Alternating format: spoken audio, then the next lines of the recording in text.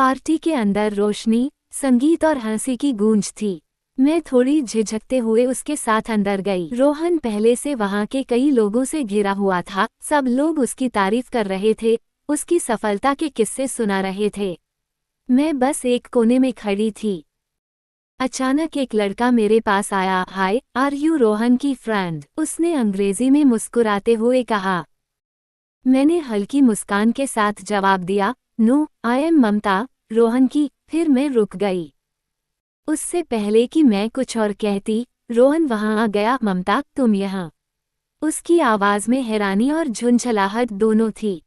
वो लड़के की तरफ मुड़ा। She is from our family, but she doesn't need an introduction.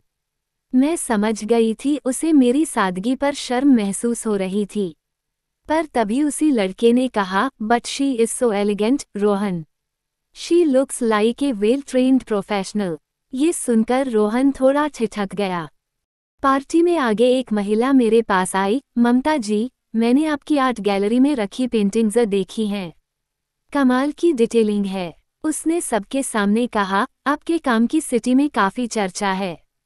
Rohan की आंखें चौड़ी हो गईं।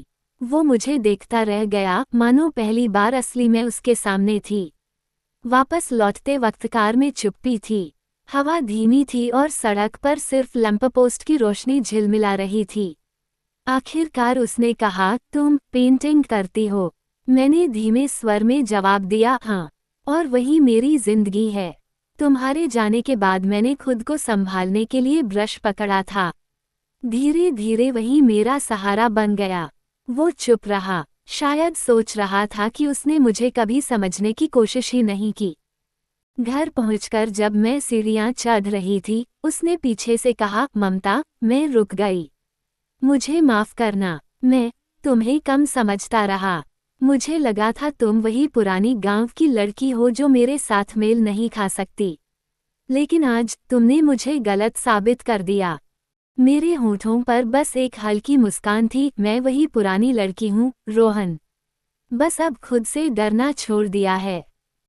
अगले कुछ दिनों तक वो हर रोज मेरे पास बैठने लगा। कभी मेरी पेंटिंग्स देखता, कभी छोटी छोटी बातें पूछता। धीरे धीरे उसकी नज़रों में वो घमंड पिघलने लगा था। एक दिन जब मैं टेरेस पर थी, उसने मेरे पास आकर कहा, तुम्हें पता है, मैं अब अपने दोस्तों के सामने तुम्हें छिपाना नहीं चाहता। मैं चाहता हूँ कि सबको पता चले तुम वही हो जिसके नाम से मैं अपनी जिंदगी शुरू करना चाहता हूँ। मेरे हाथों से ब्रश गिर गया, आंसू अपने आप बह निकले। तो क्या अब तुम्हें शर्म नहीं आएगी एक गांव की लड़की से प्यार करने में? वो मुस्कुराया। अब मुझे शर्म नहीं, गर्व होगा।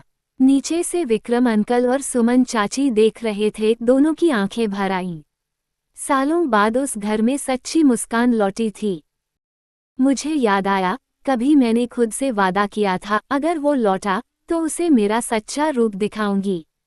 आज वो लौट आया था और इस बार मैंने खुद को छिपाया नहीं। कहानी का पार्ट 3 देखने के लिए चैनल को सब्सक्राइब करें, वीडियो को लाइक करें और शेयर करें। बहुत जल्दी कहानी का पार्ट 3 आने वाला है।